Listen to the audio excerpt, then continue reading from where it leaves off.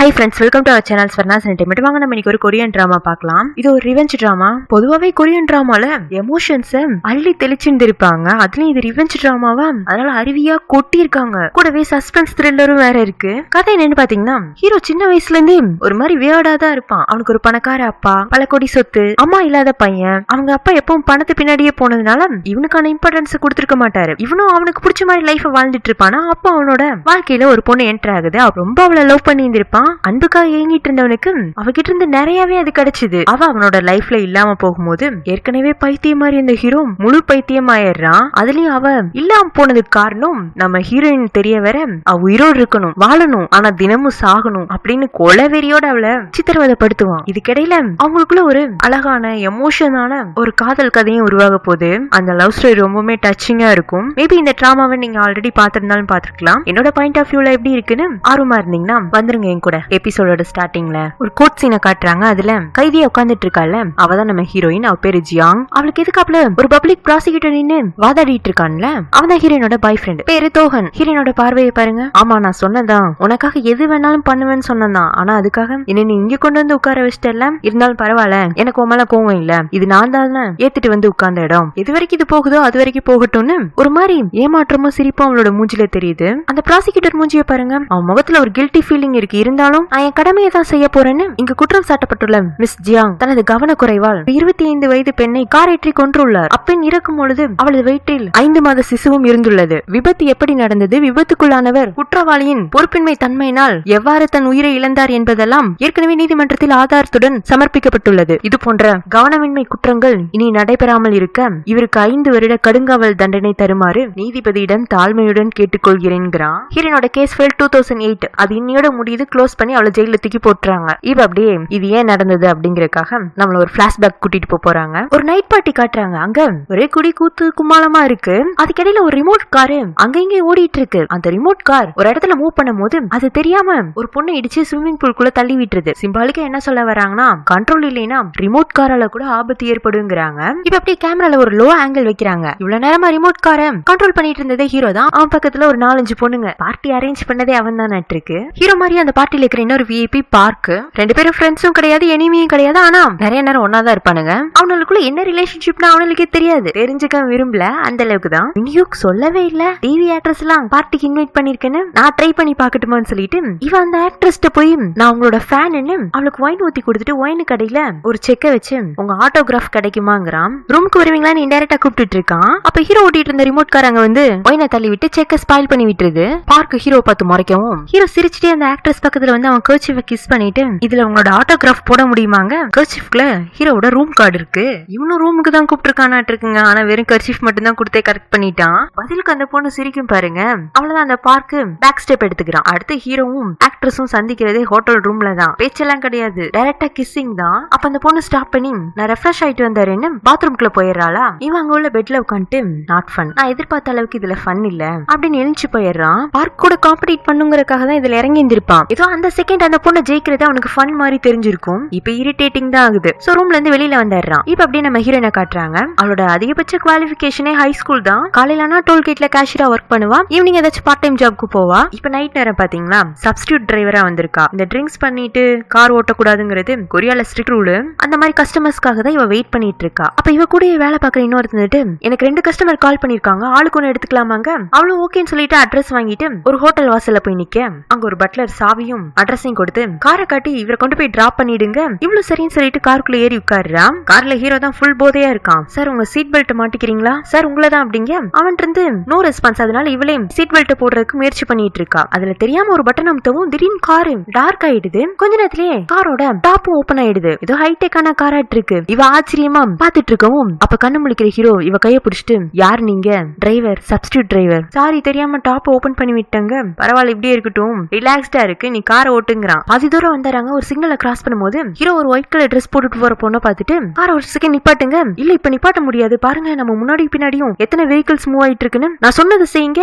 இல்ல இங்க நிப்பாட்ட முடியாது அப்படின்னு அவ உறுதியா இருக்க இவன் உடனே ஸ்டீரிங் வீல புடிச்சு இந்த பக்கமும் அந்த பக்கமும் ஆட்டி காரை நடு ரோட்ல நிப்பாட்டி விட்டு திடீர்னு தலை தெறிக்க ஓட ஆரம்பிச்சிடறான். பாவம் ஹீரோயின் தான் கஷ்டப்பட்டு அத்தனை கார்களுக்கு நடுவுல இவ காரை ஆக்சிடென்ட் பண்ணாம பாதுகாப்பா கொண்டு வந்து ஓரமா நிப்பாட்டிடுறா. யாரையோ தேடி போன ஹீரோ அது இவன் தேடி போன பொண்ணு இல்லன்னு தெரிய வரவும் காரை காருக்கே ரிட்டர்ன் ஆயிடுறான். சப்ஸ்டிட் நீ பண்ண சர்வீஸ் போதும், நானே கார் ஓட்டிக்கிறேங்க. அவ முடியாது, நீங்க இன்னும் போதையிலன்னு தெரியல, ஏன் காரு நான் ஓட்டுறதுக்கு யார்கிட்ட பெர்மிஷன் கேட்கணும்னு இவன் கார்ல ஏற போக ஹீரோயின் கார் சாவி எடுத்துறா. சாவியை கொடுங்க. முடியாது, கொஞ்ச நேரத்துக்கு முன்னாடி நீங்க என்ன கொல்ல பாத்தீங்க, அதே மாதிரி இப்ப நீங்க இந்த காரை ஓட்டுனீங்க, மத்தவங்களோட உயிருக்கு பாதகமாயிடும். மத்தவங்கள பத்தி நீ எதுக்கு கவலைப்படுற? ஆமா, அவங்க ஒண்ணு உங்கள மாதிரி பணக்காரங்க கிடையாது, தின சம்பாத்தியத்துக்காக இந்த ரோட்ல போயிட்டு வரவங்க, எனக்கு அவங்களோட பாதுகாப்பு முக்கியம். அவன் ஒரு செகண்ட் ஆச்சரியமா அவளை பாப்பான். பாத்துட்டு நல்லா பேசின, சாவியை கொடுங்கறான். இவன் முடியாதுன்னு பின்னாடி நகர அவனா சின்ன பிள்ளைத்தனமா அவகிட்ட இருந்த சாவியை வாங்குறன்னு உருண்டு பிறண்டு சண்டைக்கு நிக்க ஹீரோ நான் சாவியை தூக்கி எங்கேயோ தூர எரிஞ்சிட்டு இந்த சாவியை உங்களால திரும்ப வாங்கிக்க முடியும், ஆனா ஒரு உயிரை வாங்க முடியாதுன்னு அவனுக்கு அட்வைஸ் பண்ணிட்டு போயிடுறா.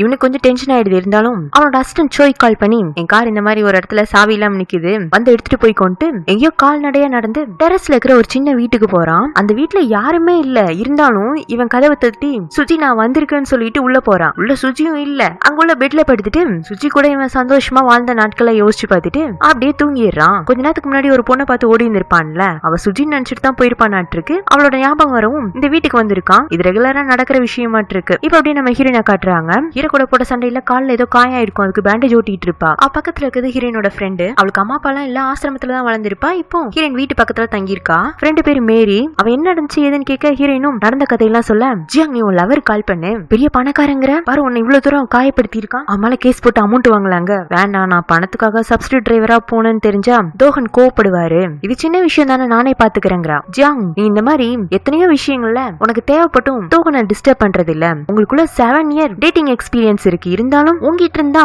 அவர் நிறைய வாங்கிக்கிற மாதிரி இருக்கு, நீ அவர்கிட்ட இருந்து எதையுமே கேட்டுக்கலையே, நான் கேட்டா அவர் எனக்காக எது வேண்டாலும் பண்ணுவார், ஆனா நான் தான் அவரை தொந்தரவு பண்ண விரும்புறது இல்ல, எனக்கு அவரோட காதல் மட்டும் போதுங்கிறா. ஹீரோயின் பேசல இருந்தே உங்களுக்கே தெரிஞ்சிருக்கும் அவ அவளோட லவர் எவ்வளவு தூரம் விரும்புறான்னு. நெக்ஸ்ட் டே மார்னிங் ஹீரோட லவர் தோஹன் பப்ளிக் ப்ராசிக்யூட்டரா அவனோட ஃபர்ஸ்ட் டே ஒர்க்குக்கு ஆபீஸ்க்குள்ள என்டர் ஆகுறான். இது அவனோட ட்ரீம் ஜாப் ஆட்டு இருக்கு. நம்ம ஆசைப்பட்ட இடத்துக்கு எப்படியோ வந்துட்டோன்னு சந்தோஷத்தோடையும் பெருமிதத்தோடையும் உள்ள நுழையறான். இந்த ஆசையும் இந்த பதவியும் தான் அவனை கொஞ்ச நாள்ல வேற மாதிரி மாத்த போகுது. நெக்ஸ்ட் சீன்ல தூங்கிட்டு இருக்க ஹீரோ அவனோட அசிஸ்டன்ட் சோய் வந்து எழுப்புறான். பாஸ் சேர்மன் உங்களை கூப்பிடுறாருங்க, அவளை தேடி பிடிச்சியாடா? இல்ல சார் தேடிட்டு இருக்கேன். இவன் ஒரு பிள்ளை தூக்கி அவன் மேல எரிஞ்சிட்டு இது இன்னும் எத்தனை நாளைக்கு சொல்லுவேன், சுச்சி எனக்கு வேணும்னு கத்துறான். சார் சேர்மன் உங்களை காலையிலேயே பாக்கணும்னாரு, அதான் ஏற்கனவே சொல்லிட்டேன்ல, நான் போய் பாத்துக்கிறேன்னு ஹீரோ அவனோட வீட்டுக்கு வரான். அங்க சின்னதா ஒரு மீட்டிங் நடக்குது. ஹீரோட அப்பா, அவங்க கம்பெனியோட லீகல் அட்வைசர், ஹீரோட சித்தி, ஆப்போசிட்ல ஹீரோ. லாஸ்ட் மந்த் அவன் பண்ண செலவு தான் ரெசார்ட்டை கவனிச்சுக்கோன்னு சொன்னா, மாசத்துல 10 நாள் ரெசார்ட்ல பார்ட்டி கொடுத்துட்டு இருக்க, ரெசார்ட்டை வேற யாராச்சும் இன்சார்ஜ் எடுத்துக்குவாங்க, நீ வந்து நம்ம காசினோவை கவனிச்சுக்கோ.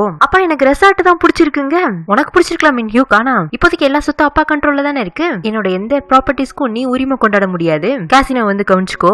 சோஃபி ஃபாரின்ல இருந்து ரிட்டர்ன் ஆக போறான், எப்போ உங்க கல்யாணத்தை வச்சுக்கலாங்க? அப்பா எனக்கு இப்போதைக்கு கல்யாணம் படிக்கிற ஐடியா இல்லன்னு அவன் ஏதோ சொல்ல வர, ஏற்கனவே அவங்க அப்பா டென்ஷன்ல இருக்காரு, மேற்கொண்டு இவன் கல்யாணம் வேண்டாம்னு சொன்னா இன்னமும் டென்ஷன் ஆவாருன்னு சித்தி இடையில புகுந்து சோஃபிக்கும் மின்ஹியோக்குமான கல்யாணம் சீக்கிரமே நடந்துரும், மின்ஹியோக்கு அவளுக்காக ட்ரிங்க் எல்லாம் வாங்கி வச்சிருக்கான் அப்படின்னு அவங்க சமாளிக்க, ஹீரோட அப்பாவும் அவ கூட நடக்க போற உன்னோட கல்யாணத்தினாலதான் நம்ம பிசினஸ்ல பெரிய லாபம் கிடைக்க போது மறந்துடாதங்கிறாரு. அவனு எரிச்சலா சரின்னு சொல்லிட்டு வெளியில வர, சித்தி இருந்துட்டு இந்தப்பா ரிங்கு மறந்துடாத, சோஃபி 2 நாள்ல ஃபாரின்ல இருந்து ரிட்டர்ன் ஆக போறா, அவளை பிக்கப் பண்ணும் போதே ப்ரொபோஸ் பண்ணிடுங்கிறாங்க. ஹீரோக்கு அவனோட சித்தியை பிடிக்காது, அவங்க நல்லவங்க தான், ஆனா இவனோட மனசை புரிஞ்சு நடக்க மாட்டாங்க, இவனுக்கு இதுதான் சரியா இருக்கும்னு அவங்க அப்பா எதெல்லாம் சொல்றாரோ அதை இவங்க மறைமுகமா சிரிச்சுட்டே அன்பா சொல்றதுக்கு ட்ரை பண்றாங்க. அது இவனுக்கு பிடிக்காது. இங்க பாருங்க ஆஜுமா, ஆக்சுவலா அவங்கள ஆன்டின்னு தான் கூப்பிடணும், தெரியாதவங்கள தான் ஆஜுமான்னு கூப்பிடுவாங்க. சோ இவன் வேணுனே அவங்களை கடுப்பேத்துறதுக்காக ஆஜுமான்னு கூப்பிட்டு இந்த மாதிரி சிரிக்கிறது அன்பா பேசுறதுலாம் எங்க அப்பாவோட வச்சுக்கோங்க, ஏன்ட்ட வேண்டான்ட்டு போறான். இருந்தாலும் அவங்க பெருசா எடுத்துக்கல, இதுதான் இவனோட கேரக்டர்னு அவங்க ஏற்கனவே புரிஞ்சுக்கிட்டாங்க. இந்த சித்திக்கு ஒரு பொண்ணு இருக்கா, பேர் இல்லீனா. அடுத்த ஹீரோவும் அவளும் தான் மீட் பண்ற மாதிரி காட்டுறாங்க. 2 பேரும் நல்ல பாசமான அண்ணன் தங்கச்சி தான், ஆனா எப்பவுமே கியூட்டா சண்டை போட்டுக்குவாங்க. சித்தி மேல இருக்கிற வெறுப்பளவுக்கு ஹீரோக்கு லீனா மேல கிடையாது. இப்ப அப்படி நம்ம ஹீரோனை காட்டுறாங்க. அவளோட மெயின் ஜாப்னா டோல்கேட் கேஷியர் ஒர்க் பண்ணிட்டு இருக்கா. ஹீரோனோட ஃப்ரெண்ட் மேரியும் கூட அங்கதான் ஒர்க் பண்றா. இன்னைக்கு ஹீரோயின் ரொம்பவே ஹாப்பியா இருக்கா, ஏன்னா அவளும் தோகனும் டேட் பண்ண ஆரம்பிச்சு இன்னையோட 7 வருஷம் ஆகுது. கண்டிப்பா இன்னைக்கு மேரேஜ்க்காக நம்மள ப்ரொபோஸ் பண்ணுவாருன்னு காலையில இருந்தே உற்சாகமா இருக்கா. இன்னொரு பக்கம் ஹீரோ சோஃபியை பிக்கப் பண்றதுக்காக போறான். சோஃபியோட அப்பா பொலிட்டீஷியன், ஹீரோட அப்பா பிசினஸ்மேன். ஒரு பொலிட்டீஷியனுக்கு பிசினஸ்மேனோட சப்போர்ட் தேவைப்படும், பிசினஸ்மேனுக்கு பொலிட்டீஷியனோட சப்போர்ட் தேவைப்படும். அதனாலதான் இவங்க 2 பேரையும் கல்யாணம் பண்ணி வைக்கலான்னு எப்பவும் முடிவு பண்ணிட்டாங்க. ஹீரோவும் சோஃபியும் நல்ல ஃப்ரெண்ட்ஸ். ஹீரோ லைஃப்ல சூஜின்னு ஒரு பொண்ணு இருக்கு, அவன் தன்னை கல்யாணம் பண்ணிக்கிறதுக்கு விரும்பலங்கிறது சோஃபிக்கு நல்லாவே தெரியும். இருந்தாலும் அவ இந்த கல்யாணத்துல இருந்து விலக மாட்டா, ஏன்னா அவளுக்கு ஹீரோ மேல ஒரு லவ் இருக்கு. அது இது வரைக்கும் ஹீரோ கிட்டையும் சொன்னதில்ல. கேட்டா எனக்கு இந்த கல்யாணத்துல விருப்பம் இல்ல, அப்பா கம்பல் பண்றதுனாலதான் கல்யாணம் பண்ணிக்கிறோங்கிற மாதிரி அவ காட்டிக்குவா. ஹீரோ அவகிட்ட சோஃபி நான் உனக்காக ஒன்னு எடுத்துட்டு வந்திருக்கேன்னு இவன் ரிங்க காட்ட, உங்க அப்பாக்காக தானே இதை எடுத்துட்டு வந்தாங்க. சோஃபி என்ன எவ்வளவு செல்ஃபிஷா நீ நினைச்சிட்ட, எங்க அப்பாக்காக மட்டுமா நான் இதை எடுத்துட்டு வந்தேன், உங்க அப்பாக்காக உனக்காக வந்து சேர்த்து எடுத்துட்டு வந்தேன், நம்ம 2 பேர் குடும்பமும் இந்த கல்யாணத்தை நடத்தி வச்சா அவங்களுக்கு எவ்வளவு லாபம் கிடைக்கும்னு இவன் கணக்கு வழக்கெல்லாம் பேச, உன்னோட பார்வையில நம்மளுக்கு நடக்க போற இந்த கல்யாணத்துல பிசினஸ் தவிர்த்து எதுவுமே இல்ல. நம்ம ஃபேமிலில கல்யாணமே பிசினஸ் தானே. பாரு, இந்த ரிங் கூட ரொம்ப எக்ஸ்பென்சிவான ரிங், இந்த உலகத்திலேயே சிங்கிள் டிசைன் வேணுமாங்க. அவளா கடுப்ப வேண்டாங்கிறா. குப்பையில போட்டுருவேன், போட்டுக்கோ, வேல்யூ இல்லங்கிறா. போட்டு வந்தா ஆனா வேஸ்ட் ஆயிடுமே, எதுக்காச்சும் யூஸ் ஆகும்னு இவன் ஜோப்லயே வச்சுட்டு அவளை கார்ல கூட்டிட்டு வரும்போதே, சோஃபி உனக்கும் இந்த கல்யாணம் பிடிக்கல, எனக்கும் இந்த கல்யாணம் பிடிக்கல, உங்க அப்பாவுக்கும் கூட என்ன பிடிக்காது தானே, நீ அவர்கிட்ட போய் கல்யாணம் வேண்டான்று. நான் வேண்டான்னு சொன்னா மட்டும் எங்க அப்பா எனக்கு பிடிச்சவரை பார்த்து கல்யாணம் பண்ணி வச்சிருவாரா, நீ இல்லைன்னா வேற யாராச்சும் கொண்டு வந்து நிப்பாட்டுவாரு. சோ இப்போதைக்கு நான் இந்த ஆப்ஷனை வச்சு ஓட்டிக்கலான் இருக்கேன் அப்படின்னு அவ சீரியஸா சொல்றது கூட இவன் விளையாட்டா எடுத்துட்டு, சரி அதுவும் நல்லதுக்கு தான், கொஞ்ச நாள் அப்படியே அப்பாவை ஏமாத்தி டைம் பாஸ் பண்ணிக்கலாங்கிறான். அவளுக்கு முகமே மாறுது, இருந்தாலும் இவன் நோட் பண்றது இல்ல. அப்படியே காரு ஒரு டோல் கேட்ட கிராஸ் பண்ணுது. அங்க கேஷியரா நம்ம ஹீரோயின் தான் இருக்கா. ஏ சப்ஸ்டியூட் நீயா, இங்கதான் வேலை செய்றியா? அவ்வளவு அதிர்ச்சி அவனை பார்த்துட்டு, சார் உங்களுக்கான பணம் $8 கொடுத்துட்டு போங்க. சப்ஸ்டியூட் என்ன யாரும் தெரியாத மாதிரி பேசுறேன் அப்படின்னு சிரிச்சுட்டே, அன்னைக்கு நான் தானே போதையில இருந்தேன், நீ இல்ல, என் கார் சாவியை கூட குப்பையில போட்டு குறியால இருக்கிறவங்களோட உயிரெல்லாம் காப்பாத்தினியே, நினைச்சு பார்த்தாலே நீ பண்ண சேவை இப்ப கூட புள்ள இருக்குது. சார் உங்களோட டோல்கேட் ஃபீஸ் $8, அன்னைக்கு நான் உங்களுக்கு சப்ஸ்டியூட் டிரைவரா வந்ததுக்கு $15, அதையும் கொடுத்துட்டு போங்க. அச்சோ, இப்போதைக்கு என்கிட்ட பணம் இல்லையே, பர்ஸ வேற வீட்டுல மறந்து வச்சுட்டாங்க. பார்த்தாலே தெரியுது அவன் நடிக்கிறான்னு. பக்கத்துல சோஃபிகா இவன் பண்ற டிராமா எல்லாம் பார்க்க எரிச்சலா இருக்கு. அவன் நானே பணம் கொடுத்தாருன்னு பர்ஸ்ல இருந்து எடுக்க போவாளா, இல்ல சோஃபி இது நான் பட்ட கடை, நான் தான் தீப்பேன் அப்படின்னு ஜோ பாக்கெட்ல இருந்து ரிங் பாக்ஸ் எடுத்து, சப்ஸ்டியூட் ரிங் எப்படி இருக்கு, அப்புறம் உன் பேர் என்ன அப்படின்னு ஹீரோயின் கிட்ட கேட்டுட்டு அந்த கேபின்ல இருக்கிற அவளோட நேம் கார்டை பாக்குறான். ஜின்ஜியாங். அதுக்கு கீழே ஒரு positive NOTA I love my customer இருக்கும். டோல்கேட்ல இருக்க எல்லா கேஷியருமே அவங்க நேமுக்கு கீழே கஸ்டமர் சர்வீஸ்க்காக இந்த மாதிரி பாசிட்டிவ் வேர்ட்ஸ் எழுதி வச்சிருப்பாங்க. ஹீரோ அந்த ஐ லவ் மை கஸ்டமரை திரும்ப ரீட் பண்ணிட்டு, சிச்சுவேஷனுக்கு எவ்வளவு அற்புதமா பொருந்தி இருக்கு, I love you too substitute அப்படின்னு ரிங் பாக்ஸ் தூக்கி அவகிட்ட போட்டுறான். அவளுக்கு கீழே விழுந்துட கூடாதுன்னு பிடிச்சாரா, நைஸ் கேட்சுங்கிறான். சோஃபி இதெல்லாம் வெறுப்பா பாத்துட்டு இருக்கா. அவளுக்கு என்னமோ அவளை பக்கத்துல வச்சுட்டு இவன் ரிங்க வச்சு அவளை அசிங்கப்படுத்துற மாதிரி ஃபீல் ஆகுது. ஹீரோயின் அந்த ரிங் எடுத்துட்டு அவசரமா அவ கேபின்ல இருந்து வெளியில வந்து கார் கண்ணாடியை தட்ட, இவன் அதை கொஞ்சம் ஓபன் பண்ணி வச்சுட்டு, என்ன பெருசா ஓபன் பண்ணா அவ ரிங் பாக்ஸ் ரிட்டர்ன் பண்ணிடுவாள்ல. சார் ஒவ்வொரு பொருளுக்கும் ஒவ்வொரு வேல்யூ இருக்கு. சோஃபியை பார்த்துட்டு, உங்க பக்கத்துல இருக்கிறவங்களுக்கு ஃபீலிங்ஸ்னு ஒன்று இருக்கு, அதுக்கு ஒரு ரெஸ்பெக்ட் கொடுங்கங்கறா. உனக்கு மைண்ட் ரீடிங்ல தெரியுமா, interesting, you are very fun. அடுத்த முறை சந்திக்கும் போது பணத்தை கொடுத்துட்டு ரிங் பாக்ஸ் வாங்கிக்கிறேன், அது வரைக்கும் பாய் அப்படின்ட்டு கண்ணடிச்சுட்டு போறான். கொஞ்ச தூரம் போனதும், என்ன சோஃபி ரிங்கு உன் கையை விட்டு போயிடுச்சுன்னு வருத்தமா இருக்கா, என்ன பார்த்தா ரிங்குக்காக வருத்தப்படுற மாதிரியா இருக்கு, அப்படியே உன் மூஞ்சி இப்படி இருக்கு, நீ அந்த ரிங்கை வச்சு பண்ண டிராமால டோல்கேட்ல இருக்கிறவர்கள் எல்லாம் எனக்காக யோசிக்கிற மாதிரி ஆயி போச்சு, அதை நினைச்சாதான் எனக்கு வருத்தமா இருக்குங்கிறா. அப்ப உன் மூட லிஃப்ட் அப் பண்ற மாதிரி ஒரு நல்ல சாங் போட்டு விட்டுமான்னு இவன் சாங்க போட்டு தலையாட்டிட்டு காரை ஓட்ட, இவளுக்கு இன்னுமே எரிச்சலா இருக்கு. இந்த மாதிரி ஒரு ஆள் கிட்ட லவ் பண்றேன்னு சொன்னா அதையும் கூட அவன் காமெடி பண்ணி விட்டு போயிடுவான் தான். அவ அமைதியா எப்படியாச்சும் இவன் அடைஞ்சிடலான்னு பாக்குறா. அன்னைக்கு ஈவினிங் ஹீரோயின் வேலை முடிஞ்சு போகும்போது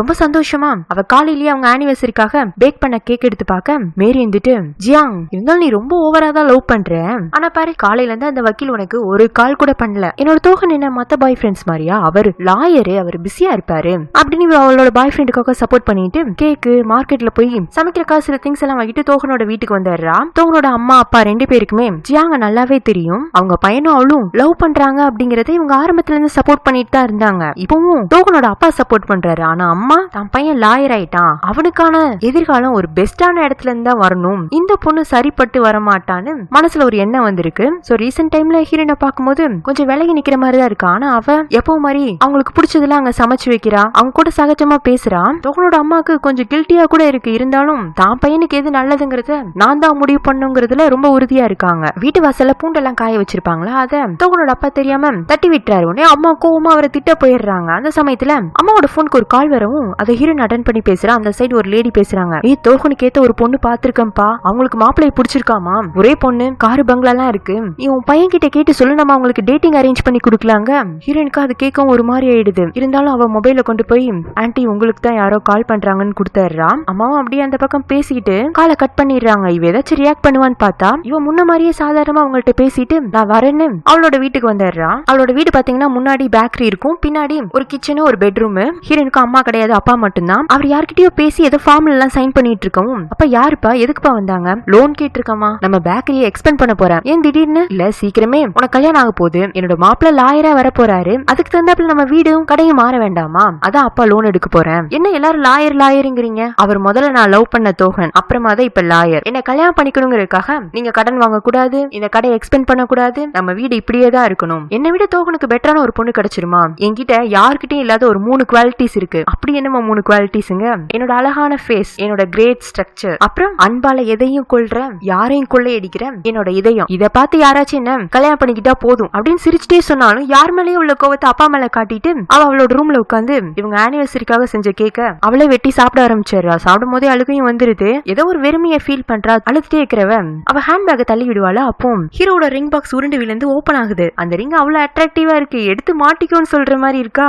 என்ன நினைப்பாலே தெரியல, உடனே எடுத்து மாட்டிடுறா. அழகா தான் இருக்கு. ஆனா அதுக்கு இந்த அழுமூஞ்சி சரியா இருக்காதுன்னு கண்ணாடி எடுத்து கண்ணீர்லாம் தொடச்சிட்டு இப்ப நல்லா இருக்கன்ல அப்படின்னு சிரிக்கிறா. இந்த ரிங் எதுவும் ஹீரோ நினைச்சு எடுத்து மாட்டணும்னு நினைச்சுக்காதீங்க. ஏதோ அந்த செகண்ட் தோணுச்சு பண்ணிட்டா. அப்ப அங்க வர அப்பா என்ன ஜியாங் மாப்பிள்ள ரிங் எல்லாம் கொடுத்துட்டாரா அப்படின்னு சந்தோஷப்பட இவ ரிங்க மறைச்சு வச்சுட்டு இது ஒண்ணு உங்க மாப்பிள்ள கொடுத்தது இல்லங்கிறா. பொய் சொல்லாதமா போ மாப்பிள்ள உனக்காக தான் வெளியில வெயிட் பண்றாருங்க. இவ அந்த ரிங்க கழட்டி வச்சுட்டு தோகனை பாக்குறதுக்காக பேக்கரி வாசலுக்கு வரா. தோகன் அவளை கூட்டிட்டு ஒரு ரெஸ்டாரண்ட்டுக்கு போறான். அந்த ரெஸ்டாரண்டோட ஸ்பெஷாலிட்டியே அங்க லவரா வரவங்க அவங்களோட நினைவுகளை அங்க புகைப்படங்களா பதிஞ்சிட்டு போலாம். எப்போ 4-5 வருஷத்துக்கு முன்னாடி தோகனும் ஹீரோனும் எடுத்த ஒரு போட்டோவை காட்டி உனக்கு இது ஞாபகம் இருக்கா ஜியாங்னு அவள்கிட்ட அவன் பேச ஆரம்பிக்க அவள எங்கேயும் மூஞ்சி தூக்கி வச்சுட்டு உம்முன்னு இருக்கா. உன்னை எப்படி சிரிக்க வைக்கிறதுன்னு எனக்கு தெரியும்னு இவன் ஜோப்ல இருந்து ரிங்க எடுத்து காட்டுறான். ஐ லவ் யூ ஜியாங், நான் உன்னை கல்யாணம் பண்ணிக்கணும், ஆனா எனக்கு இன்னும் கொஞ்சம் டைம் கொடு அப்படின்னு சொல்லவும் இதுக்காக தான் நான் வெயிட் பண்ணிட்டு இருந்தா காலையில இருந்து.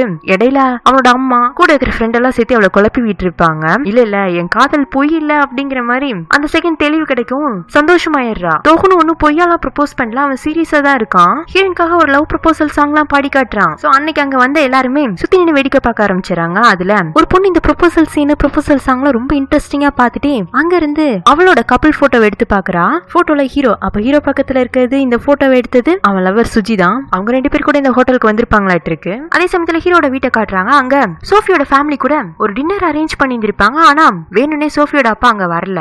அவர் பொலிட்டீஷியன்ங்கிற கெத்து காட்டுறதுக்காக பொண்ணை மட்டும் தான் அனுப்பிச்சு வச்சிருக்காரு. சோஃபிய பார்த்தாலே ஹீரோட தங்கச்சிக்கு பிடிக்கல. அண்ணன் ஏற்கனவே பைத்தியம், அந்த பைத்தியத்துக்கு இந்த லூச கல்யாணம் பண்ணி வச்சோம்னா எதுவுமே சரிப்பட்டு வராது அப்படின்னு எனக்கு படிக்க வேலை இருக்குன்னு அவ எழுந்து போயிடுறா. ஹீரோட அப்பாவும் எனக்கு சாப்பிடுற மூடு இல்லன்னு எழுந்து போயிடுறாரு. சித்தி மட்டும் தான் ஏதோ மரியாதைக்காக அவங்க உட்காந்துட்டு இருக்காங்க. அவங்க இருந்துட்டு எப்பவுமே நம்மளோட ஃபேமிலி டின்னர் இந்த மாதிரி ஆக்வர்ட் ஆயிடுதுங்க. அஜுமா டின்னர் இங்க இருக்கு, ஆனா ஃபேமிலின்னு ஒண்ணு சொன்னீங்கல்ல அது நம்ம கிடையாதுன்னு சொல்லிட்டு அவன் வாட்டுக்கு சாப்பிட ஆரம்பிச்சிடறான். சாப்பிட்டு முடிச்சுட்டு சோஃபி அவனும் பிளே ரூம்ல விளையாடிட்டு இருப்பாங்களா. சோஃபி நான் சொன்னதை யோசிச்சு பாத்தியா, உங்க அப்பா கிட்ட போய் சொல்லிடு எனக்கு கல்யாணம் பண்ணிக்க விருப்பம் இல்லைன்னு. நீ அப்படி மட்டும் சொல்லிட்டேன்னா ஆனா உனக்கு என்ன வேண்டாலும் தரேன். சாரி மின்ஹியூக், உன்னால நான் கேட்கிற எதையும் தர முடியாது. நீ ஆசைப்படுறதையே அடைய முடியலையே. எதை பத்தி பேசுற? சுஜியை பத்தி தான். ஒரு 2 வருஷத்துக்கு முன்னாடி சுஜி நான் லவ் பண்றேன், சுஜி இல்லாம நான் வாழ மாட்டேன் அப்படின்னு காலேஜ் பையன் மாதிரி உன் காதல் கதையே துள்ளி குதிச்சு வந்து என்கிட்ட ஷேர் பண்ணிக்கிட்டேன். சுஜி இல்லாம என்னால வாழவே முடியாதுன்னு. ஆனா பாரு இப்ப சுஜி இல்லாம 6 மாசத்தை தனியாவே வாழ்ந்துட்டேன். ஏன் தெரியுமா? உன்னால உங்க அப்பா மாரி எதுவுமே செய்ய முடியாது. நீ காதல் இல்லாம கூட வாழ்ந்துருவே, ஆனா காசு இல்லாம வாழ மாட்டேன். நீ இப்ப சிரிக்கிறது பேசுறது ஃபன்ன தேடி அலையறதெல்லாம் சுஜியை மறந்துட்டேன்னு எல்லாருக்கும் காட்டிக்கணும்னு தானே? அது அவசியம் இல்ல. ஏன்னா நீ சுஜியை காதலிக்கவே இல்ல. உன்னை பொறுத்த வரைக்கும் அவளுமே உன் லைஃப்ல ஒரு ஃபன் பாட்டு தான். அதே மாதிரி இந்த கல்யாணத்தையும் ஃபன்னா எடுத்துட்டு நம்ம மேரேஜ் பண்ணிக்கலாங்கிறா. ஹீரோ பேசுறது அவன் பண்ற சில செயல் எதையுமே சீரியஸா எடுத்துக்காதெல்லாம் அவன் ஒரு விளையாட்டு பையன் மாதிரி தான் காட்டும். இருந்தாலும் அவனோட எமோஷன்ஸ வெளியில காட்டக்கூடாதுங்கிறதுக்காக அவன் அவனுக்குனே உருவாக்கிக்கிட்ட இமேஜ் தான் இது. பட் இந்த வீக்னஸ் பாயிண்ட சோஃபி கரெக்டா புரிஞ்சுட்டு பேசவும் இவனுக்கு ஒரு மாதிரி ஆயிடுது. சோஃபி நீ பேசின எதுவுமே எனக்கு ஃபன்னாவும் இல்ல இன்ட்ரெஸ்டிங்காவும் இல்ல, வெரி போரிங், எனக்கு தூக்கம் வருதுன்னு அவன் அவங்க அப்பா கிட்ட வந்து அப்பா நான் உங்கள்ட்ட ஒரு முக்கியமான விஷயம் சொல்லணுங்க, நானே டென்ஷன்ல இருக்கேன்டா. அந்த சோஃபியோட அப்பாவை மினிஸ்டர் ஆக்குனது யாரு? நான், என்னோட பணபலம். ஆனா இன்னைக்கு அவன் என் வீட்டுக்கு வரக்கு யோசிக்கிறான். நன்றி கெட்ட குடும்பங்க. அதேதான்ப்பா, அதேதான் நானும் சொல்லணும்னு நினைச்சேன். நான் சோஃபி கிட்ட பேசிட்டு இருந்தேன்ல, அவ சோஃபியே கிடையாது, பொலிட்டீஷியன் மகா மாதிரியே பேசுறாப்பா. நம்ம வேண்டாம் வேற பொண்ணை பாத்துக்கலாமா? டைம் எடுத்துக்கோங்க. கிறுக்கு மாதிரி பேசாதடா, இந்த கல்யாணம் மட்டும் முடியட்டும், மினிஸ்டர் என் வீட்டுக்கே காவலுக்கு வைக்கிறேங்கிறாரு. இவர் முடிவை மாத்திக்க மாட்டாருன்னு அவன் எழுந்திருக்காம. அப்போ அவனுக்கு ஒரு டிடெக்டிவ் இருந்து காலு, சார் சுஜியை கண்டுபிடிச்சிட்டோம், அவங்க இந்த இடத்துலதான் இருக்காங்கன்னு சொல்ல இதோ வந்தாரேன்னு சொல்லிட்டு அவன் அங்க வந்து ஓட்டம் எடுக்க ஆரம்பிக்கிறான். அதுலயே அப்பாக்கு தெரிஞ்சு போயிடுது இது அந்த பொண்ணு மேட்டரா தான் இருக்கும்னு. இப்ப அப்படியே நம்ம ஹீரோயினை காட்டுறாங்க. அவளும் தோகனும் அந்த ரெஸ்டாரண்ட்ல இருந்து ரிட்டர்ன் ஆயிட்டு இருக்காங்க. அப்ப தோகன் கவனக்குறைவுல ரோட சரியா கவனிக்காம விட ஒரு ட்ரக் அவங்கள இடிக்க வருது. அதுல இருந்து தப்பிக்கணுங்கிறதுக்காக இவன் சடனா பிரேக் போடுவானா. கார் பேலன்ஸ் இல்லாம சொலட்டி அடிச்சு ஒரு ரோட்ல அது பாட்டுக்கு மூவ் ஆயிட்டே இருக்கு. அந்த ரோடு வேற தடை செய்யப்பட்டது. அதனால அங்க நிறைய பெட்ரோல் பேரல் பிரேக்கிங் பாயிண்ட் எல்லாம் வச்சிருப்பாங்க. அது எல்லாத்தையும் இடிச்சு தள்ளிட்டு சரசரன்னு போய் ஃபைனலா கார் நின்றுது. ஹீரோயின் தோகனும் நம்ம செத்தோன்னே நினைச்சுக்கிறாங்க. ஆனா கார் இடிச்சு நிக்கும், அவங்களுக்கு எதுவுமே ஆகுறது இல்ல. 2 பேரும் ஒருத்தர் ஆசுவாசப்படுத்திட்டு ஹீரோயின் வந்துட்டு நம்ம கார் அங்க இருந்து எதையோ இடிச்சிட்டு வந்த மாதிரி இருந்துச்சு, வாங்க போய் பாக்கலாங்க, நீ உட்காரு நான் போய் பாத்துட்டு வரேன்னு தோகன் இறங்கி போய் எதையோ ஒன்ன பாக்குறான். பார்த்ததுமே பயந்துடுறான். சோ அவசரமா அவன் ரிட்டர்ன் ஆக அதுக்குன்னு ஹீரோயின் கார்ல இருந்து இறங்கி வந்து என்னாச்சு, நம்ம எதையும் யாரையும் இடிக்கல இல்ல நம்ம பேரல்ல தான் தள்ளி விட்டோம், வா போலாம். நம்ம கை பிடிச்சி இழுக்க ஹீரோயின் பக்கத்து ரோட்ல ஒரு பேரல் உருண்டு போயிருக்கத பாக்குறா. ஒரு நிமிஷம் நில்லுங்க வரேன்னு சொல்லிட்டு இவன் அந்த பேரலையும் எடுத்து சரியா வச்சுட்டு வரா. மத்த எந்த காருக்கும் இடைஞ்சலா இருக்க கூடாதுங்கிறதுக்காக இந்த தோகனை அவசரமா வந்து ஹீரோயினை கார்ல ஏத்திடுறான். ஏன் இவ்வளவு அவசரப்படுறீங்க? காரோட ஃப்ரண்ட்ல நிறைய ஸ்கிராட்ச் ஆயிருக்கு. நாளைக்கு காலையில இன்சூரன்ஸ் கம்பெனி கால் பண்ணிடுறாங்க. வேண்டாம். ஏன் வேண்டாம்? வேண்டாம்னா வேண்டாங்கிறேன்ல அப்படின்னு கத்தவும் இவ பயந்துடுறா. நான் கொஞ்ச நேரத்துக்கு முன்னாடி ட்ரிங்க்ஸ் பண்ணிருக்க கூடாது. ட்ரிங்க்ஸ் பண்ணிட்டு நீ கார் ஓட்டாதன்னு சொன்னப்பவே நான் கேட்டிருக்கணும். இன்னும் கொஞ்சம் நான் கவனமா இருந்திருக்கலாம் அப்படின்னு அவன் வாய்க்குள்ளேயே பேசிக்க, என்னாச்சு உங்களுக்கு? சாரி ஜியாங், இன்னும் நான் உயிர் பயத்துல இருந்து மீள்லையாட்டு இருக்கு. வா முதல்ல இங்க இருந்து போலான்னு முதல்ல ஹீரோயின் அவளோட வீட்டுல டிராப் பண்ண அவன் கிட்ட பொறுமையா, கார் ரொம்பவே டேமேஜ் ஆயிருக்கு, இன்சூரன்ஸ்க்கு போக வேண்டாம்னா நான் வேண்டாம் ஏதாச்சும் ரிப்பேர் ஷாப்ல போய் ரிப்பேர் பண்ணி வைக்கட்டுமா? இல்ல இந்த கார் நம்ம ரொம்ப நாளா யூஸ் பண்ணிட்டோம்ல, இது வேண்டாம், ஏதாச்சும் பழைய கடையில போட்டுடலாம். ஏன் பொண்ணும் இது நம்ம ஆசையா முதல்ல வாங்கின கார்ல, அதான் வேண்டான்னு சொல்றல ஜியாங், நீ போய் தூங்கு நான் வரேன்னு சொல்லிட்டு அவன் கார் எடுத்துட்டு ஆக்சிடென்ட் நடந்த இடத்துக்கு திரும்பவும் வரான். சுஜியை பார்த்தத ஒரு டிடெக்டிவ் சொல்லிருப்பார்ல, அவர் இப்ப அந்த ஆக்சிடென்ட் நடந்த இடத்துல தான் இருக்காரு. அவர் ஆம்புலன்ஸ் கால் பண்ணி சுஜி ஏத்தி விடவும் ஹீரோ அந்த ரெஸ்டாரண்ட்ல இருந்து நான் இங்க வந்துட்டேன், சுஜி இங்க இல்லையேங்க, சாரி சார் சுஜிக்கு ஆக்சிடென்ட் ஆயிடுச்சுன்னு சொல்ல ஹீரோ சம்பவம் நடந்த இடத்துக்கு வந்து கதறி கதறி அழுதிட்டு இருக்கான். கரெக்டா அந்த இடத்துக்கு தோகன் வரான். அவனுக்கு பார்த்ததுமே தெரிஞ்சிருது இந்த சம்பவம் பெருசாயிருச்சு, இனிமே இங்க இருக்க கூடாதுன்னு எஸ்கேப் ஆயிடுறான். வீட்டுக்கு வந்து காரை நிப்பாட்டிட்டு கார்ல உள்ள சில ரத்தக்கரையெல்லாம் தொடச்சிட்டு இருக்கான். அவனுக்கு அப்படியே பதட்டமா இருக்கு. கொஞ்ச நேரத்துக்கு முன்னாடி எதையோ ஒண்ணு பார்த்து பயந்துருப்பான்ல, அது வேறையா இல்ல, அடிப்பட்ட சுஜி அங்க உயிருக்கு போராடிட்டு இருந்திருப்பா. இவன் நினைச்சிருந்தா அப்பவே அந்த பொண்ணுக்கு உதவி செஞ்சிருந்திருக்கலாம். அப்படி உதவி செஞ்சிருந்தானா அது ஒரு ஆக்சிடென்ட் கேஸ் அங்கேயே முடிஞ்சிருந்திருக்கும். பட் இவன் பண்ணல, பயம். இப்பதானே ப்ராசிக்யூட்டர் ஆயிருக்கான், எங்க இந்த கேஸ் அவன் மேல விழுந்துருமோன்னு எஸ்கேப் ஆகிறதுக்கு தான் முயற்சி பண்ணிருக்கான். இங்க ஹாஸ்பிட்டல்ல சுஜியை காட்டுறாங்க, உயிருக்கு போராடிட்டு இருக்கா. டாக்டர் வந்து சார் பேஷண்ட் 5 months பிரெக்னெண்டா இருந்திருக்காங்க, குழந்தை இப்போ வயிற்றுக்குள்ளே செத்துருச்சு, அதை எடுத்தாதான் நாங்க மேற்கொண்டு ட்ரீட்மெண்ட் கொடுக்க முடியுங்க, என்ன வேண்டாலும் பண்ணுங்க, சுஜியை மட்டும் காப்பாத்துங்கன்னு இவனும் சைன் பண்ணி கொடுத்துறான். என்ன சுஜியோட நிலைமை சொல்லிக்கிற மாதிரி இல்ல.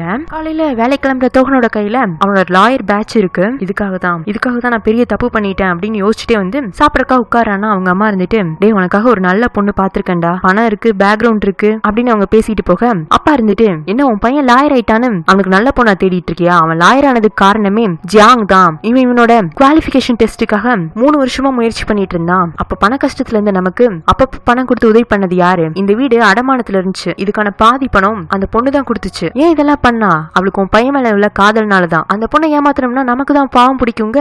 நான் ஒன்னும் அவ உதவி பண்ணலன்னு சொல்லலையே, வேணா அவ பண்ண உதவிக்கெல்லாம் சேர்த்து மொத்தமா ஒரு அமௌண்ட் போட்டு அவ கையில கொடுத்துடலாம். என்ன சொல்ற தோகன்க? அம்மா ப்ளீஸ்மா இந்த டாக்கை இப்போதைக்கு விடுங்க, எனக்கு வேலைக்கு டைம் ஆயிடுச்சுன்னு இவன் வெளியில வரான். எப்பவுமே கார்ல தான் போவான். இந்த காருமே ஹீரோயின் ஒன்னும் சேர்ந்து வாங்கினதுதான். காரும் ஹீரோயின் பேர்ல தான் ரெஜிஸ்டர் ஆயிருக்கு. இப்ப அந்த கார் எடுக்கவே பயமா இருக்காதனால இன்னைக்கு பஸ்லயே போய்க்கலாம்னு அவன் போயிடுறான். இங்க அதே சமயத்துல ஹாஸ்பிட்டல்ல சுஜி அட்டென்ட் பண்ணிட்டு இருக்க டாக்டர், சாரி இதுக்கு மேல நாங்க எதுவும் பண்றதுக்கு இல்ல, நீங்க கடைசியா போய் பாத்துக்கலாங்க. ஹீரோ ஓடி வந்து சுஜி என்னை விட்டுட்டு போயிடாதுன்னு அவ கைய பிடிக்க, sorry mean I love you அப்படின்ட்டு அவ இறந்து போயிடுறா. அவ்வளவுதான், ஹீரோ டாக்டர் போட்டு அடிக்க ஆரம்பிச்சிடுறான். டாக்டர் காப்பாத்துறதே அங்க பெரும்பாடாயி போச்சு. தன்னை சுத்தி இப்படி என்னென்னமோ நடக்குதுன்னு தெரியாத ஹீரோயின் காலையிலேயே அவங்க அப்பா கூட சேர்ந்து பேக்கரியில அவருக்கு பேக் பண்றதுக்கு ஹெல்ப் பண்ணிட்டு இவ ஸ்வீட் பண்ணலாம் செஞ்சு தோகனோட அப்பா அம்மாவை பாக்குறதுக்காக வரா. அந்த ஏரியாலேயே கிளீனர் வேலை செய்யறவர் தான் தோகனோட அப்பா. அவர் வழியிலேயே ஹீரோனை பார்த்து, ஜியாங் என்னமா காலையிலேயே வந்திருக்க, அங்கிள் உங்களுக்கும் ஆன்டிக்கும் பிடிச்ச ஸ்வீட் பண்ண எடுத்துட்டு வந்திருக்கேன், அவர் என்ன ப்ரொபோஸ் பண்ணிட்டாரு அப்படின்னு இவர் இங்க காட்ட அப்பா உண்மையிலேயே ரொம்ப சந்தோஷப்படுறாரு. ஏன்னா ஜியாங் மாதிரி ஒரு பொண்ணு மருமலா கிடைக்கிறதுக்கு கொடுத்து வச்சிருக்கோன்னு அவர் ஆரம்பத்துல இருந்தே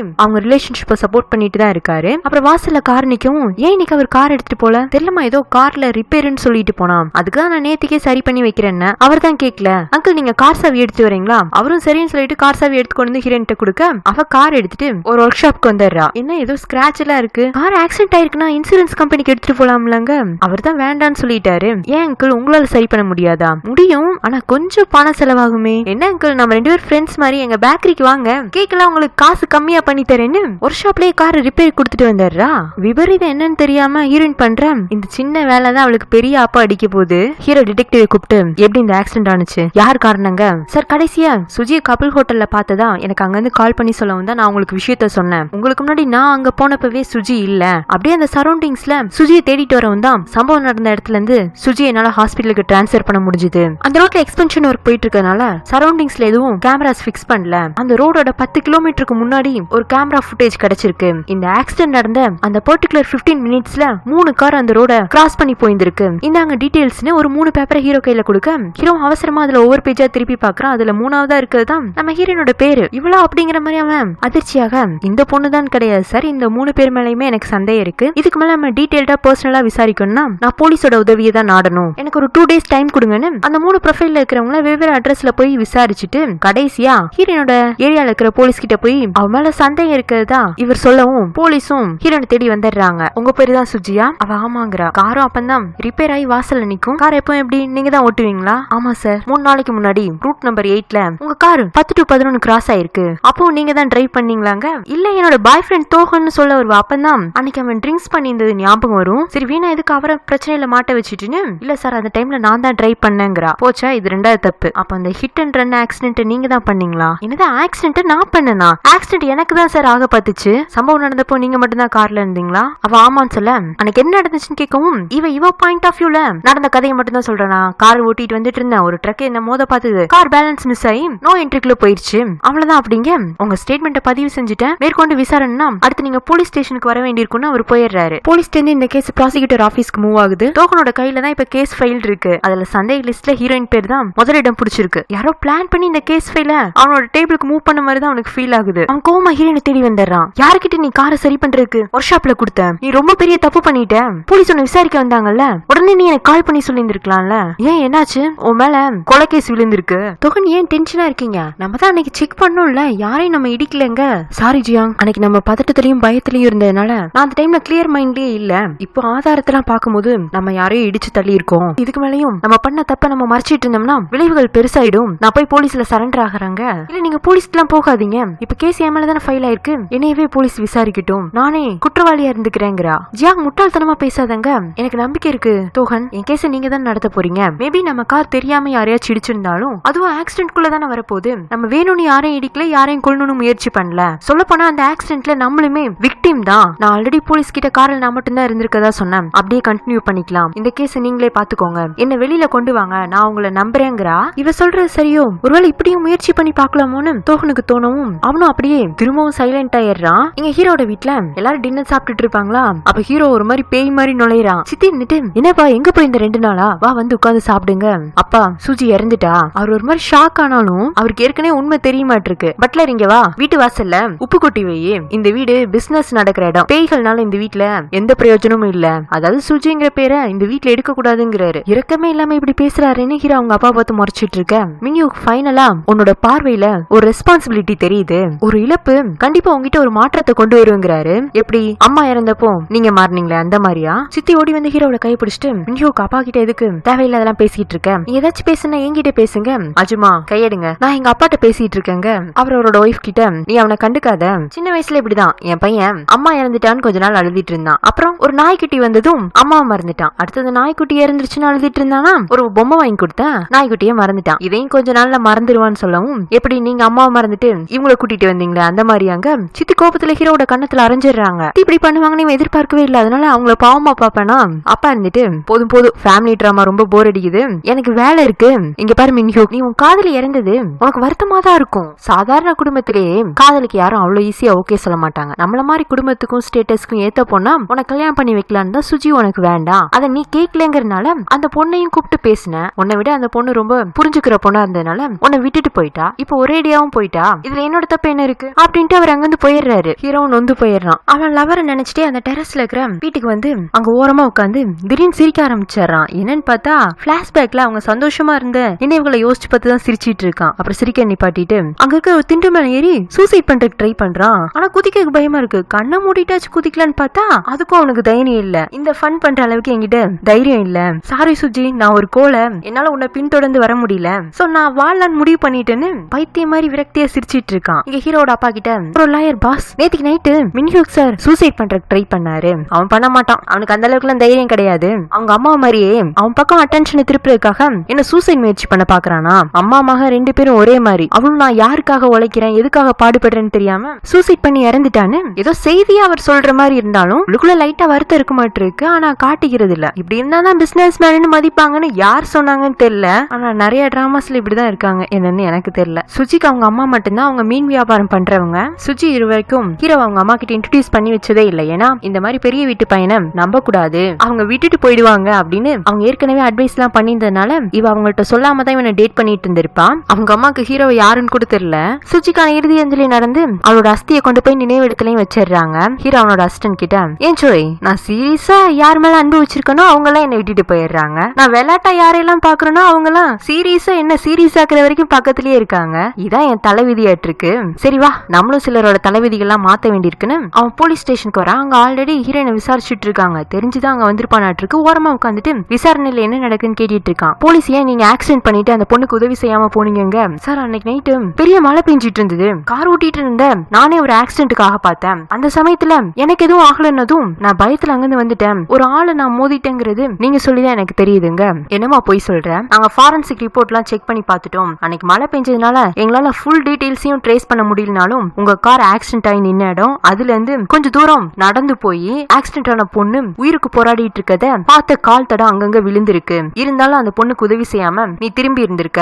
இந்த கதை இவளுக்கே புதுசா இருக்கு. அதுல அதிர்ச்சியாக இன்னும் ஆதாரம்லாம் கலெக்ட் பண்ணிட்டு இருக்கோம். உறுதியா இதுதான் நடந்துச்சுன்னு தெரிய வரும்போது நீ ஜெயில இருப்பேன்னு சொல்ல அவளுக்கு அதிர்ச்சி. அந்த அதிர்ச்சியோட அவ போலீஸ் ஸ்டேஷன்ல இருந்து இறங்கி வரவும் தெரியாம ஹீரோ மேல மோதிடுறா. இருந்தாலும் அவனை கண்டுக்காம அவ அங்க தப்பிச்சு போக பார்க்க ஹீரோவை கையை பிடிச்சிட்டு இதான் ஹிட் அண்ட் ரன் கேஸ். ஒருத்தர் இடிச்சு தள்ளினதுக்கு அப்புறமா அவங்கள்ட்ட குறைஞ்சபட்சம் சாரி கேட்கணும். உனக்கு தெரியாதாங்க இவன் சுஜியோட லெவன்ல ஹீரோனுக்கு தெரியாது இல்ல. ஏதோ இப்ப நடந்த சம்பவத்துக்காக தான் சாரி கேட்கறான்னு நினைச்சிட்டு இவ்வளவு சாரி சொல்லிட்டு அங்க போக பார்க்க இவன் கழுத்து நெரிக்க ஆரம்பிச்சிடறான். அவ மூச்சு விடுற கஷ்டப்படவும் இவனே அவளை ரிலீஸ் பண்ண அவ பேலன்ஸ் மிஸ் ஆகி தூண்ல போய் மோதிக்கிறாளா. இவன் திரும்பி எனக்கு சொந்தமான பொருளை எங்கிட்ட இருந்து யாராச்சும் எடுத்துட்டாங்கன்னு எனக்கு சுத்தமா பிடிக்காதுன்னு அவன் மூஞ்சிலேயே குத்துறக்காக கைய ஓங்கிட்டு வருவான். ஆனா கடைசியில அவ பக்கத்துல இருக்கிற தூணை தான் குத்தி உடைச்சிருந்திருப்பான். ஹீரோனும் பயத்துல இவன் கைய பிடிச்சிருந்திருப்பாளா. இவன் சிரிச்சுட்டே அந்த கையை வச்சு அப்படியே அவளோட கழுத்தை திரும்பவும் வளைச்சு பிடிக்க அவ வழியில கத்தவும் அதுக்குள்ள போலீஸ் எல்லாம் ஓடி வந்துடுறாங்க. சார் சார் விடுங்க அந்த பொண்ணு, நாங்க தான் விசாரிச்சுட்டு இருக்கோம்ல, நீங்க போங்க, விசாரணை முடிஞ்சதும் நாங்க உங்களுக்கு இன்ஃபார்ம் பண்றோம்னு அவனை சமாதானப்படுத்தி அங்க வந்து அனுப்பிச்சு வச்சிடறாங்க. தோகனும் இந்த கேஸ் ஆக்சிடென்ட் கேஸ்ன்னு ப்ரூவ் பண்ணி ஹீரோனை ரிலீஸ் பண்ணிடணும்னு அதுக்கான ஒர்க்ஸ் எல்லாம் பண்ணிட்டு இருக்கான். கடைசியா இவங்க கார் கிராஸ் ஆன சிசிடிவி ஃபுட்டேஜையும் கூட செக் பண்ணி பாக்குறான். அன்னைக்கு மழை வந்ததுனால அதுவும் இந்த டிராமா கொஞ்சம் பழைய டிராமாங்கறனால அப்போ சிசிடிவி ஃபுட்டேஜ் எல்லாம் அந்த அளவுக்கு கிளியரா இருக்காது. மலைக்குள்ள ஒரு கார் அங்க வர மாதிரி தான் தெரியுது. காரோட நம்பரே கஷ்டப்பட்டு தான் இவங்க ட்ராக் பண்ணி இருந்திருப்பாங்க. கார்ல இவன் இருந்தது யாருக்கும் இது வரைக்கும் தெரியல. அது ஓரளவுக்கு இவனுக்கு தைரியமாவும் இருக்கு, நம்ம மேல பழி திரும்பாதுன்னு. என்ன சொல்றது, அவனுக்குள்ள ஒரு நல்லவனும் இருக்கான் கெட்டவனும் இருக்கான். நல்லவன் வந்து லவரை காப்பாத்த சொல்றான், கெட்டவன் அவனை நல்லது செய்ய விட மாட்டேங்கிறான். அப்ப அவனை கூட்டிட்டு போறதுக்காக ஹீரோட அசிஸ்டன்ட் சோய் வரான். எங்க போறான் என்ன எதுனே தெரியாம ஹீரோட வீட்டுக்கு தோகன் வரவும் வாங்க லாயர் உங்களதான் பாக்கணும்னு நினைச்சிட்டு இருந்தேன். ரீசெண்டா உங்க கையில ஒரு கேஸ் வந்திருக்குமே, அந்த கேஸோட குற்றவாளியை நீங்க காப்பாத்துறவங்களுக்காக அது ஒரு ஆக்சிடென்ட் கேஸ்ன்னு ப்ரூவ் பண்றதுக்கு ட்ரை பண்ணிட்டு இருக்கீங்களாமா? ஆனா நான் ஆல்ரெடி என்னோட டிடெக்டிவ் வச்சு விசாரிச்சு பார்த்துட்டேன், அது ஹிட் அண்ட் ரன் கேஸ். நீங்க என்ன பண்றீங்க, தாமதிக்காம குற்றவாளிக்கு அதிகபட்ச தண்டனை வாங்கி கொடுத்துறீங்க. பப்ளிக் ப்ராசிக்யூட்டரா இந்த கடமையை நீங்களே செஞ்சு சம்பந்தப்பட்ட நபருக்கு நீங்களே தண்டனை வாங்கி கொடுக்கணுங்கிறான். ஹீரோட பிளான் என்னன்னா ஹீரோன் எப்படி ஜெயிலுக்கு தான் போறான். ஆனா அவளுக்கு ஜெயில் தண்டனை வாங்கி தர போறது அவள் லவரா இருந்தா வலி இன்னமும் அவளுக்கு அதிகமா இருக்கும்னு காட்டுறதுக்காக தான் இதெல்லாம் பண்ணிட்டு இருக்கான். இந்த தோகனுக்கா நம்ம சாதாரண ஒரு ஆக்சிடென்ட் கேஸ் பண்ணல, இவ்வளவு பெரிய பிசினஸ் மேனோட லவ்வரை கொண்டிருக்கோம். அவனோட சந்தேகம் ஃபுல்லா இப்போதைக்கு ஜியாங் மேல இருக்கு. அப்படியே நம்ம மேல திரும்பிச்சுன்னா நம்மள செதைச்சிருவான் அப்படின்னு பதட்டமா இருக்கான். ஹீரோவும் தோகனும் பேசிக்கிறத பக்கத்துல உட்காந்து சோஃபி கேட்டுட்டு இருக்கா. அவளுக்கு இந்த கதை கேட்கறதுல விருப்பம் இல்ல, இருந்தாலுமே ஏதோ தெரிஞ்சுக்கணும்னு நினைச்சுதான் கேட்டுட்டு இருக்கா. லைட்டா அவன் முகத்துல கூட ஒரு இது அதிர்ச்சி தெரியுது, அது ஏன்னு தான் தெரியல. அன்னைக்கு நைட்டு தோகன் ஹீரோயின் கால் பண்றான். ஜியாங் நான் எங்க இருந்து பேசுறேன்னு தெரியுமா, பப்ளிக் பூத்ல இருந்து. ஏன்னா நான் இப்போ உன்கிட்ட செல்போன்ல பேசினா எங்க இந்த கேஸ்ல நான் மாட்டிக்குவேணும்னு லாயரா என்னோட கிரிமினல் மூலம் அதிகமாவே வேலை செய்து அது முழுக்க முழுக்க என்ன காப்பாத்திக்க சொல்லுது. ஆனா என் மனசுல குற்ற உணர்ச்சி உட்கார்ந்துட்டு இனி நிம்மதியா சாப்பிட விட மாட்டேங்குது, தூங்க விட மாட்டேங்குது. எனக்கு என்ன பண்றேன்னே தெரியல. இவ்வளவு வேதனையோட இன்னைக்கு ஒரு நாள் இது முடிஞ்சு போயிடாது. எனக்கு இந்த லாயர் பொறுப்பே வேண்டாம். நான் காலையில போலீஸ்ல போய் உண்மையெல்லாம் சொல்லிட்டு சரண்டர் ஆயிடலான்னு பாக்குறேன். வேண்டாம், நீங்க லாயர் ஆகணுங்கிறது உங்களோட கனவு மட்டும் இல்ல, என்னோட கனவும் தான். நம்ம கனவு நம்ம கண்ணு முன்னாடி செதஞ்சு போகிறத விட நான் ஒருத்தி இந்த தப்புக்கான பொறுப்பை ஏத்துக்கிட்டேன்னா நீங்களாச்சும் சந்தோஷமா இருக்கலாம். நான் ஒருவேளை ஜெயிலுக்கே போனாலும் நான் திரும்பி வர வரைக்கும் நீங்க எனக்காக காத்துட்டு இருப்பீங்கல்ல. அவனும் ஆமான்னு சொல்ல அது போதும் எனக்கு. நீங்க என்னோட அப்பாவை மட்டும் நல்லபடியா பாத்துக்கோங்க. இதுக்கப்புறமா இந்த கேஸ்ல என்ன நடந்தாலும் அவங்கள எதுவும் குற்றம் சொல்ல மாட்டேன். நீங்க போய் நிம்மதியா தூங்குங்கிறா. அவனும் ஒன்னும் நடிப்புக்காக எல்லாம் ஹீரோயின் கிட்ட பேசல, உண்மையா தான் பேசியிருப்பான். இருந்தாலும் அவன் சரியில்லைங்க, அவன் அப்படியே விட்டுறலாம். இங்க ஹீரோயினுக்குமே தூக்கம் வரல. அவ அவங்க அப்பாவையே பாத்துட்டு இருக்கா. சாரிப்பா, நானே வாலண்டியரா போய் ஒரு குற்றத்தை ஒத்துக்கிட்டேன் தான். ஆனா இனி அந்த குற்றத்துல இருந்து நான் வெளியில வர முடியாது. நான் எப்படியும் திரும்பி வந்துருவேன். அது வரைக்கும் தோகன் உங்களை நல்லபடியா பாத்துக்குவாரு அப்படின்னு தூங்கிட்டு இருக்கா. அவங்க அப்பா கிட்ட பேசிட்டு இருக்கா. அவ்வளவுதான், அடுத்த நாள் காலையிலே ஹீரோயினை போலீஸ் வந்து அரெஸ்ட் பண்ணிடுறாங்க. அப்பாக்கா ஒண்ணுமே புரியல. ஏன் என் பொண்ணு அரெஸ்ட் பண்றீங்க, ஹிட் அண்ட் ரன் கேஸ், உங்க பொண்ணு கார் ஏத்தி இன்னொரு பொண்ணை கொண்டிருக்கான்னு சொல்லிட்டு போறாங்க. அவர் நம்பாம ஓடி வந்து இந்த தோகனை பார்க்க அவனுமே போலீஸ் சொன்னதெல்லாம் உண்மைதான். ஜியாங்க அப்ப காப்பாத்த முடியாதா, நான் என்னால முடிஞ்ச அளவு ட்ரை பண்றேன், நீங்க எதுவும் கவலைப்படாதீங்க அங்குன்னு அவருக்கு ஆறுதலா பேசுறான். சே, நம்ம பொண்ணு தெரியாம தான் இந்த ஆக்சிடென்ட் பண்ணிருக்கணும். முதல்ல அந்த சுஜி பொண்ணோட அம்மாவை பாக்கலான்னு இவர் அவங்களை தேடி போய் மன்னிப்பு கேட்டு கொஞ்சம் பணம் உதவி கொடுப்பாரா. இந்த பணத்தை வச்சு நான் என்ன பண்றது, நான் என் பொண்ணை இழந்துட்டு அனுபவிக்கிற வழியை நீங்களும் அனுபவிக்கணும்னு அவங்க பணத்தை தூக்கி தூர எறிவாங்களா. தான் பொண்ணு இழந்துருவோமா அப்படின்னு அந்த செகண்ட் அப்பாவோட மைண்ட்ல ஒரு அதிர்ச்சி விழுகுது. அது அப்படியே அவரை ஒரு மாதிரி சூழ்நிலை விளக்க வைக்குது. தோகன் தான் அங்க ஓடி வந்து அவரை ஹாஸ்பிட்டல்ல சேர்த்தேறான். இப்ப அடுத்த சீன் தான் நம்ம முதல்ல பார்த்த சீன். ஹீரோயினை கோர்ட்ல உட்கார வச்சிருக்காங்க. நீதிபதியும் அவளுக்கு 5 வருஷம் தண்டனை கொடுத்தாரு. இங்க ஜெயில மத்த கைதி கைதிகள்லாம் ஹீரோயின் கிட்ட உன் பேர் என்னங்க 2008ங்கிறா. என்ன கேஸ்? நான் ஒருத்தங்களை ஆக்சிடென்ட் பண்ணி கொலை பண்ணிட்டேன். ஓ கொலையா அப்படின்னு அவளை டீஸ் பண்ண ஆரம்பிச்சிடுறாங்க. இந்த மாதிரி ஹீரோயின் நான் கொலை பண்ணிட்டேன்னு சொன்னப்போ அவளோட ஃபேஸ் ரியாக்ஷன் பாத்தீங்கன்னா அவ்வளவுதான் ஜெயிலுக்கு வந்துட்டோம் தண்டனை கொடுத்துட்டாங்க அப்ப நான் கொலையாளி தானே அங்கிருந்து அவன் நம்ப ஆரம்பிக்கிறா. இது எங்க போய் முடியும் நீங்க வெயிட் பண்ணி பாருங்க. ஹீரோயின் ஜெயிலுக்கு போய் 1 மாதங்களுக்கு பிறகுன்னு போடுறாங்க. கைதிகள்லாம் காலை ஆக்டிவிட்டிஸ் பண்ணிட்டு இருப்பாங்களா. அப்போ ஹீரோயின் மயக்கம் போட்டு விழுக்கவும் அவளை செக் பண்றதுக்காக வர டாக்டர் அவ பிரெக்னெண்டா இருக்கதா சொல்றாங்க. ஹீரோயினுக்கு அதிர்ச்சி ஆகதா இல்ல சந்தோஷமாகறனாவே தெரியல. இந்த விஷயம் தோஹனுக்கு தெரிய வர தப்பு பண்றேன் திரும்ப திரும்ப பெரிய தப்பு பண்ணிட்டு இருக்கேன் அப்படின்னு அவளுக்கு இன்னுமே குற்ற உணர்ச்சி அதிகமாகுது. ஹீரோக்குமே ஹீரோயின் பிரெக்னெண்டா இருக்காங்கிற விஷயம் தெரிய வர இன்ட்ரெஸ்டிங். உண்மையிலேயே அந்த ஜியாங் கிட்ட நிறைய ஃபன் இருக்கு. எனக்கு பிடிச்சிருக்கு. கதையை இப்பதான் ஆரம்பிக்குதுங்கிறான். இதோட இந்த பார்ட் முடியுது. இந்த பார்ட் உங்களுக்கு பிடிச்சிருச்சுன்னா லைக் பண்ணுங்க, ஷேர் பண்ணுங்க, கமெண்ட் பண்ணுங்க. சேனலை சப்ஸ்கிரைப் பண்ணி பெல் ஐக்கனை பிரஸ் பண்ணி வச்சுக்கோங்க. Have a nice day. Bye friends.